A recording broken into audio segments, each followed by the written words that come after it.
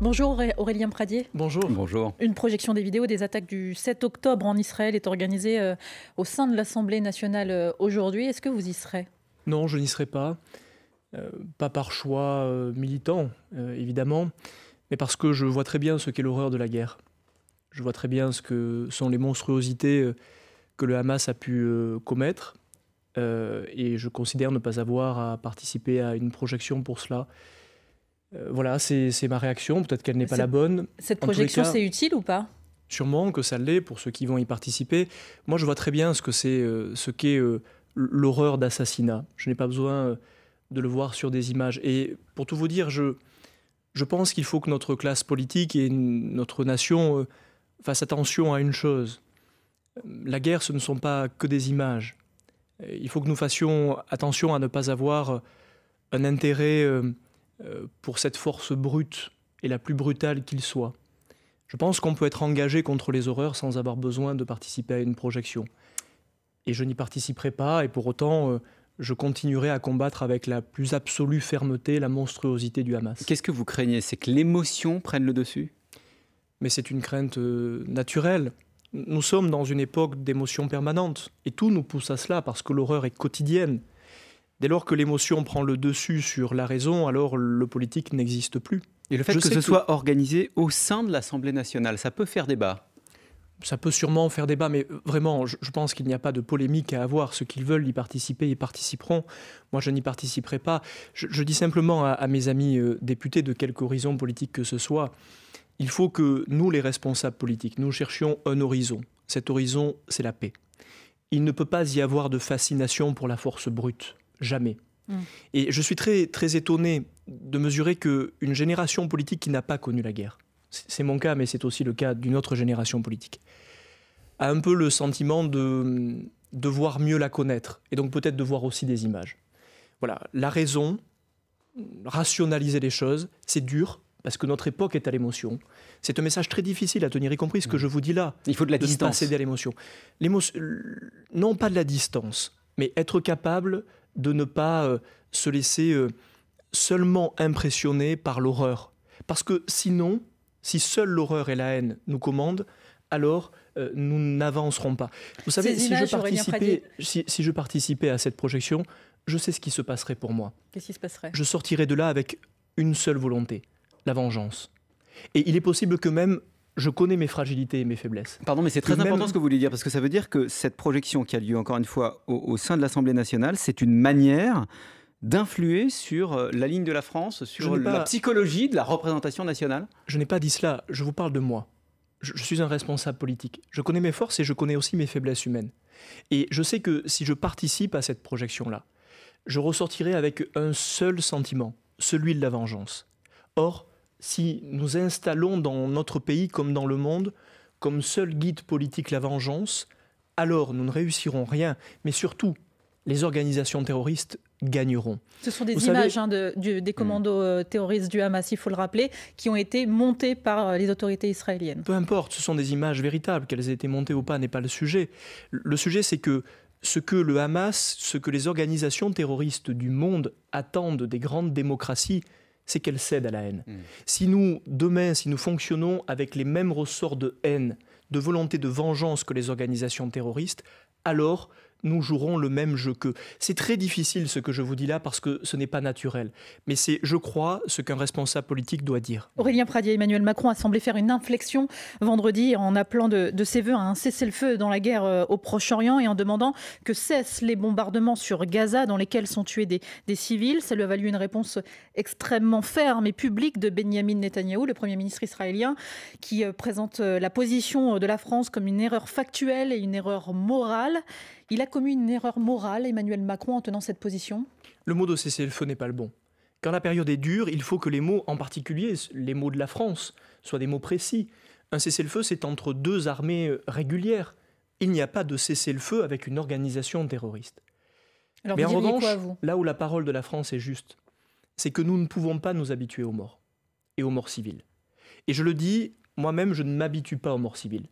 Plus Gaza sera un cimetière, plus le Hamas a des chances de s'installer durablement en Palestine. Observez ce qui s'est passé avec le Hezbollah il y a quelques années. Le Hezbollah était une organisation terroriste dénoncée par tous. Et au fur et à mesure du temps, elle s'est installée comme une organisation politique.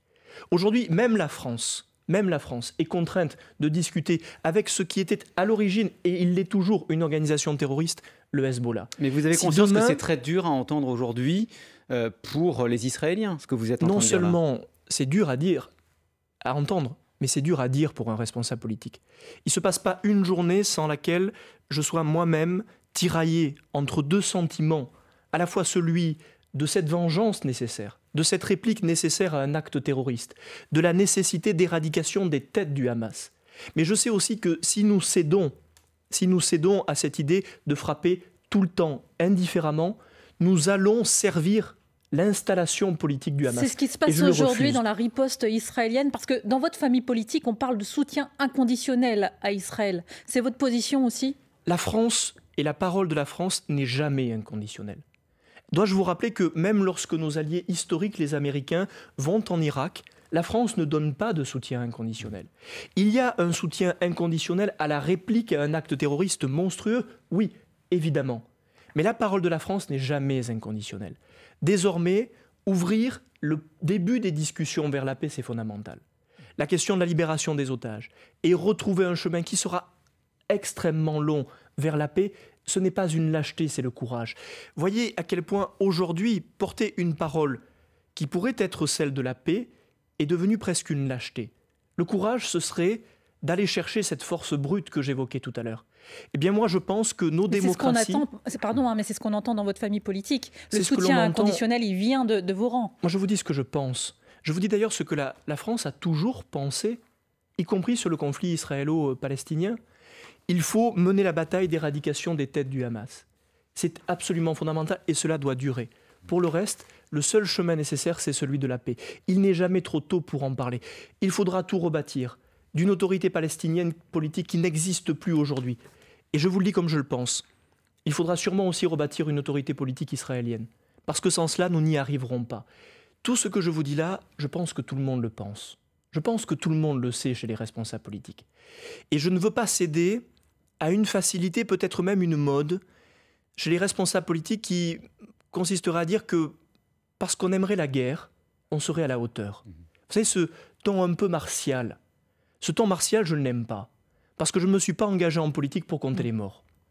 Aurélien Pradier, député Les Républicains du Lot, vous êtes notre invité jusqu'à 9h sur France Info. On vous retrouve juste après le fil info, 8h41, Maureen Suignard. Certains habitants n'ont même pas pu rejoindre leur maison encore inondée que le Pas-de-Calais est de nouveau confronté à de nouvelles pluies. Vigilance orange en cours pour des risques de crues, de pluie et d'inondations. Emmanuel Macron est en déplacement à Saint-Omer ce matin auprès de sinistrés.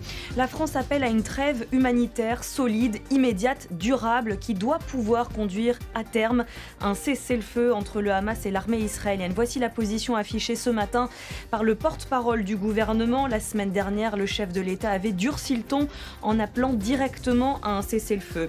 Les efforts engagés pour l'école primaire depuis l'élection du président de la République portent leurs fruits. C'est ce qu'affirme le ministre de l'Éducation à nos confrères du Parisien aujourd'hui en France.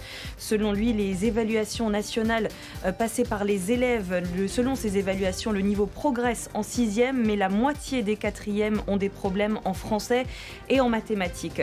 C'est aujourd'hui la journée mondiale contre le diabète. Santé publique France publie une étude à cette occasion qui affirme que le diabète de type 2 est 2 fois plus fréquent dans certains départements d'outre-mer que dans l'Hexagone. La Réunion, la Guadeloupe, la Guyane, la Martinique sont particulièrement touchés. France Info. Le 8-30 France Info. Jérôme Chapuis, Salia Braclia. Toujours avec Aurélien Pradier, le député Les Républicains du Lot. Après les marches contre l'antisémitisme avant-hier, Emmanuel Macron a invité les représentants des cultes à l'Élysée hier pour les appeler à un effort pédagogique auprès des jeunes, à multiplier les actions éducatives envers les jeunes sur l'antisémitisme, faire appel aux religieux pour faire respecter les valeurs de la République. Est-ce que c'est une bonne piste ?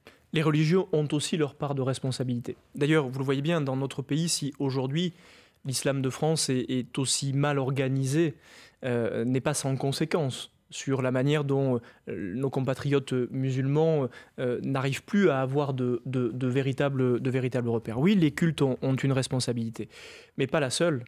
Et la principale revient à la République. À l'éducation nationale ? À la République tout entière. aux démocraties. Quel est le récit de nos démocraties? Ce que je vais vous dire va vous paraître théorique, mais c'est fondamental. Aujourd'hui, les organisations terroristes, les grandes autocraties du monde, ont un récit. Le plus sombre, le plus sordide, le plus horrible qu'il soit. Les grandes démocraties du monde n'ont plus de récit. Aujourd'hui, être citoyen... L'universalisme, la République, ça veut dire quelque chose. Ce n'est pas un récit, l'universalisme. Qu'avons-nous à dire de nos valeurs fondamentales? Qu'avons-nous à dire de notre histoire, de la fierté que nous pouvons avoir, de notre construction historique? Aujourd'hui, être citoyen est devenu une notion quasi exclusivement administrative. Il y a une génération, celle de l'après-guerre dans notre pays, qui savait ce qu'était la liberté, la République et la démocratie après avoir connu la guerre. Aujourd'hui, nos démocraties n'ont plus de récit.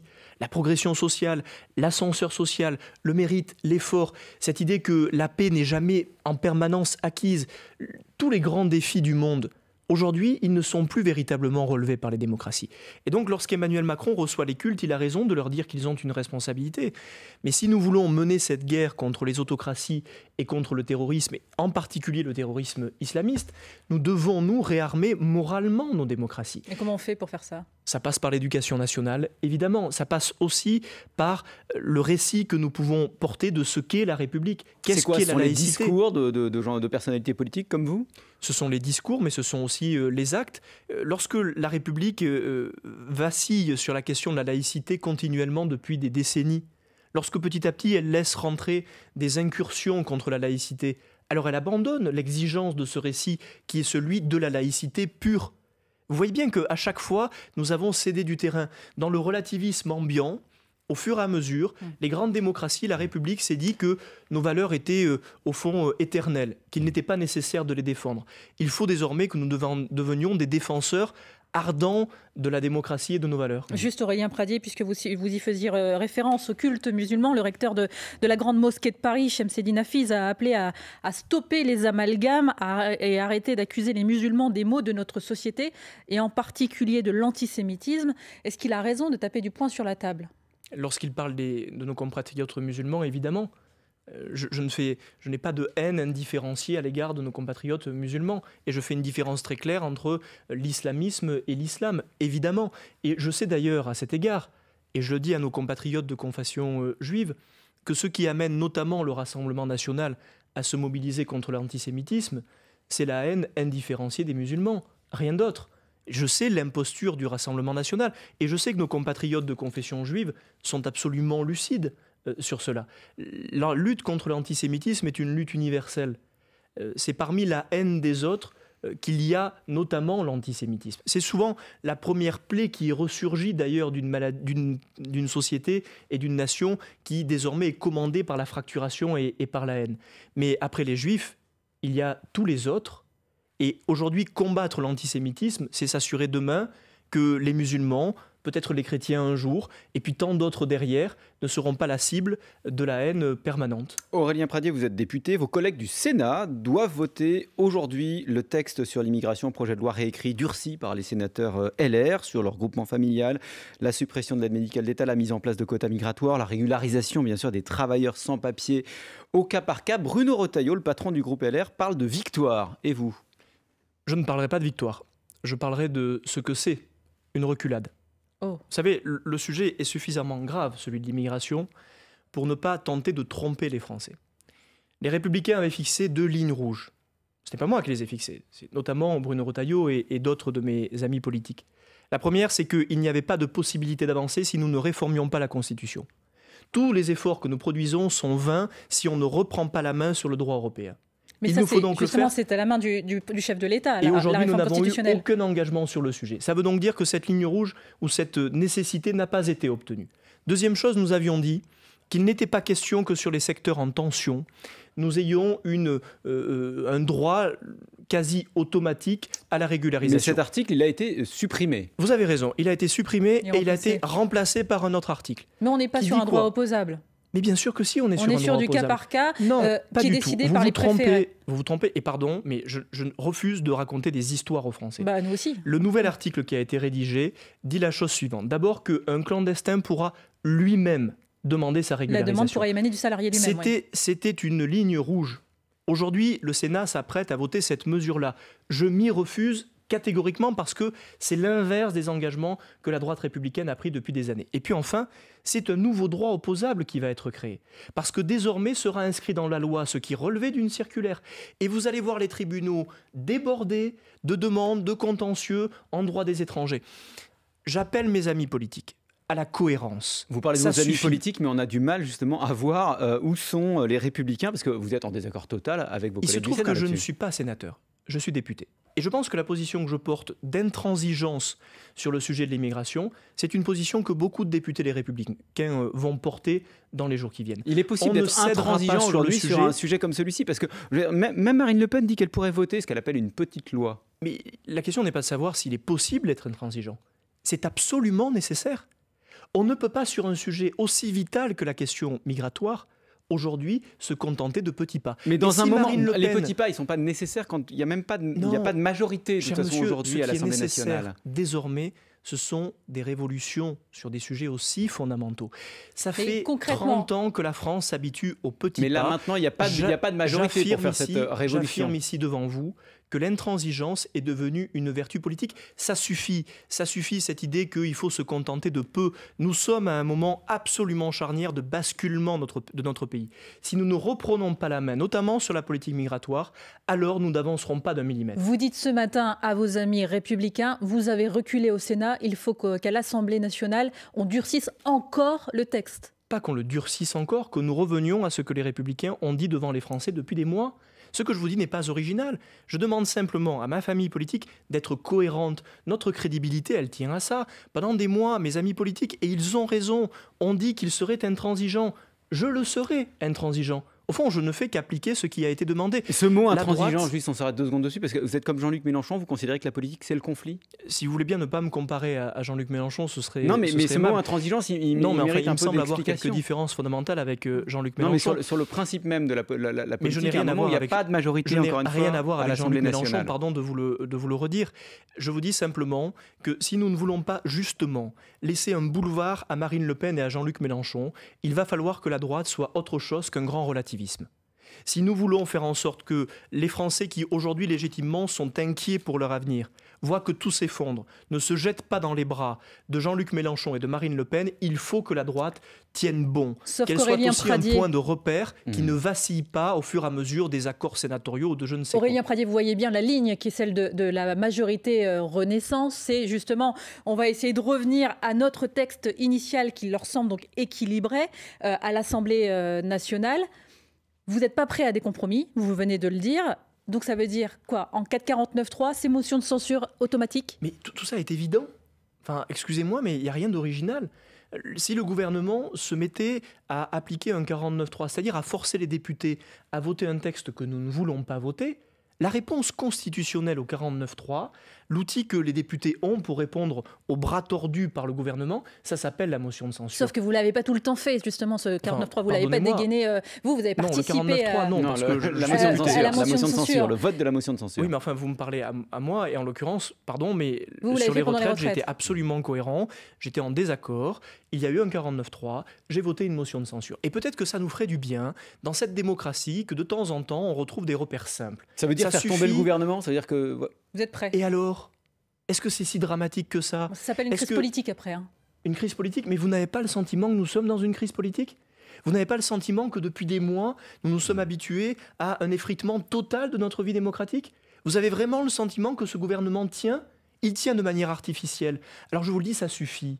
Je pense que dans une démocratie, il faut accepter de prendre des risques. Et que ce qui est irresponsable aujourd'hui, ce n'est pas d'aller jusqu'à une motion de censure. Ce qui est irresponsable aujourd'hui, c'est de faire semblant que tout va bien, que ça tiendra bien encore un peu. Pour des questions de salubrité démocratique, j'affirme, moi, député, qu'il faut utiliser un des outils de la Constitution de la République, qui est la motion de censure. Et s'il faut revenir à des élections, nous reviendrons à des élections. Il va falloir que les responsables politiques dans notre pays en reviennent à accepter que la démocratie, c'est aussi une part de risque. À force de tout mettre sous le couvercle de la cocotte minute, elle finit par exploser. Aurélien Pradier, invité de France Info jusqu'à 9h. On vous retrouve juste après le fil info, 8h52. Maureen Suignard. Le Hamas a perdu le contrôle à Gaza et ses combattants fuient vers le sud du territoire. C'est ce qu'affirme le ministre israélien de la Défense. Israël pressé par le président américain de mener des actions moins intrusives à l'hôpital Al-Shifa de Gaza. L'armée israélienne encercle le site où se trouvent 10 000 personnes selon l'ONU. Israël accuse le Hamas d'utiliser les Palestiniens comme bouclier humain. C'est une bonne nouvelle pour le territoire, se réjouit sur France Info le ministre délégué chargé de l'industrie.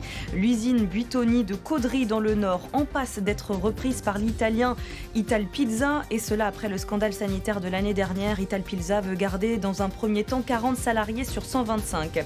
Il a reçu 2 balles dans le thorax, un autre au bras droit. Un homme a été tué par balle hier soir à Marseille, homicide moins de 48 heures après une autre fusillade mortelle qui a fait 2 morts dans le 16e arrondissement. Dès le 1er janvier prochain, vous ne pourrez plus acheter de paquets de pâtes, de riz en magasin avec des tickets restaurants. La réglementation va changer. Seuls les produits frais comme les salades toutes prêtes pourront être réglés avec la carte. France Info. Le 8-30 France Info, Jérôme Chapuis, Salia Braclia. Toujours avec Aurélien Pradier, le député des Républicains du Lot. Le ministre Roland Lescure, ministre de l'Industrie, l'a confirmé ce matin sur France Info. Le tarif de référence d'EDF devrait passer de 42 € à 70 € le mégawattheure. Ça se discute en ce moment même à Bercy. On devrait avoir la confirmation vers 9h30. C'est la fin d'une époque, Aurélien Pradier. L'électricité pas chère grâce au nucléaire, c'est derrière nous. Vous vous rendez compte ce que nous avons fait de notre pays? Nous étions, nous, pays de pointe en matière nucléaire, une nation qui était capable de donner à nos consommateurs, aux particuliers, mais aussi aux entreprises, une électricité la moins chère possible pour produire, pour vivre, pour ne pas avoir besoin de faire de chèques comme nous le faisons depuis des mois pour que les Français puissent payer leur électricité. Désormais, c'est fini. Et il faudrait s'y habituer. Eh bien moi, je ne m'y habituerai pas. Nous disons au gouvernement depuis plusieurs mois que la seule issue, c'est de sortir du marché européen de l'électricité. Il faut en sortir immédiatement. Pas le bricoler, pas le renégocier comme les choses ont été faites. Il y a eu des renégociations qui ont abouti avec l'Allemagne il y a quelques semaines. Eh bien, vous voyez le résultat. Ça aboutit tellement bien qu'on va reprendre une claque en matière de prix de l'électricité. Il faut sortir de ce marché. Le gouvernement dit quand même qu'ils font attention aux consommateurs et qu'il y aura des mécanismes de compensation. Oui, donc on va refaire des chèques. Enfin, vous voyez bien la situation absolument ubuesque. Parce qu'on n'est plus capable de produire nous-mêmes une électricité pas chère, parce qu'on va l'acheter sur un marché européen qui est aujourd'hui devenu un marché de spéculation, où on va acheter de l'électricité produite souvent par des centrales à charbon en Allemagne, il nous faut faire des chèques pour compenser. Maintenant, ça suffit. On parlait tout à l'heure de politique de petits pas et vous évoquiez la radicalité que je pouvais avoir. Vous voyez bien que sur des sujets comme cela, ce dont nous avons besoin aujourd'hui, ce sont de responsables politiques qui mettent vraiment les pieds dans le plat. Et pardon, mais qui vont au bout des choses. Sortons de ce marché européen, reprenons la main sur une partie de notre souveraineté énergétique et cessons de mettre notre pays à genoux, parce que la conséquence de cette augmentation de l'électricité, c'est que demain, notre économie va être durablement affaiblie et que les particuliers vont se retrouver dans des situations de précarité absolument insupportables. Il est grand temps de sortir de ce marché européen et de retrouver notre souveraineté. Aurélien Pradier, demain vous publiez votre premier ouvrage, Tenir bon, aux éditions Bouquin, un livre dans lequel vous racontez vos origines, votre parcours et vos convictions politiques aussi. C'est généralement ce que font les politiques qui s'apprêtent à s'engager dans une bataille électorale. Est-ce que ça y est, vous êtes prêt aussi à acheter le nom de domaine Pradier 2027 ? Un des derniers chapitres du livre s'appelle « Le temps long ». Et j'en parle autant pour notre société. Je cite Marguerite Duras qui, il y a quelques années, nous expliquait que ce qui sauverait sûrement l'accélération du temps, c'était les océans et les livres. Je le dis parce que le temps long, ça vaut autant pour la décélération dont nous avons besoin dans notre société, mais ça vaut aussi pour la politique. Ce livre, c'est une étape. J'y donne des confidences, y compris personnelles, parce que je pense qu'on ne peut pas comprendre un responsable politique si on ne comprend pas son histoire. Je parle autant de mon père que de convictions politiques, parce que mon père, autant que mon parcours politique, m'ont façonné. Et je pense que les Français peuvent retrouver peut-être dans ce livre, je l'espère, une manière de respecter les politiques, en se disant que ce sont aussi des êtres faits de chair et parfois de blessures. Mais quand on fait cette démarche-là, Aurélien Pradier, c'est qu'on a une petite idée derrière la tête. Et là, la plus grande échéance qui arrive, c'est 2027. Ça, vous l'avez en tête? Alors, je ne vais pas vous poser la question, vous y pensez en vous rasant tous les matins, mais je n'y répondrai pas. Et le matin, je pense à bien d'autres choses. Je sais simplement que la vie politique, moi qui ne faisais pas de politique il y a encore quelques nombreuses années, qui ne vient pas de ce milieu m'a donné une chance merveilleuse, c'est d'être utile à mes concitoyens. Ça paraît banal ce que je vous dis, mais pour moi c'est très important. Je sais aussi qu'il faut se préparer à tout. 2027 sera une étape pour moi comme pour d'autres. Est-ce que c'est une étape absolument déterminante ? Je n'en sais rien. Ce livre-là, c'est une manière de poser des jalons et de tout envisager.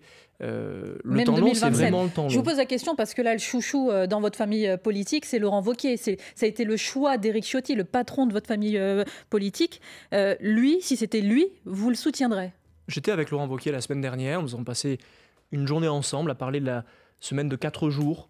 Faire en sorte de faire évoluer, que j'avais proposé il y a quelques années et qui avait horripilé beaucoup de mes amis. Vous voyez que ça progresse, c'est tout ça qui compte.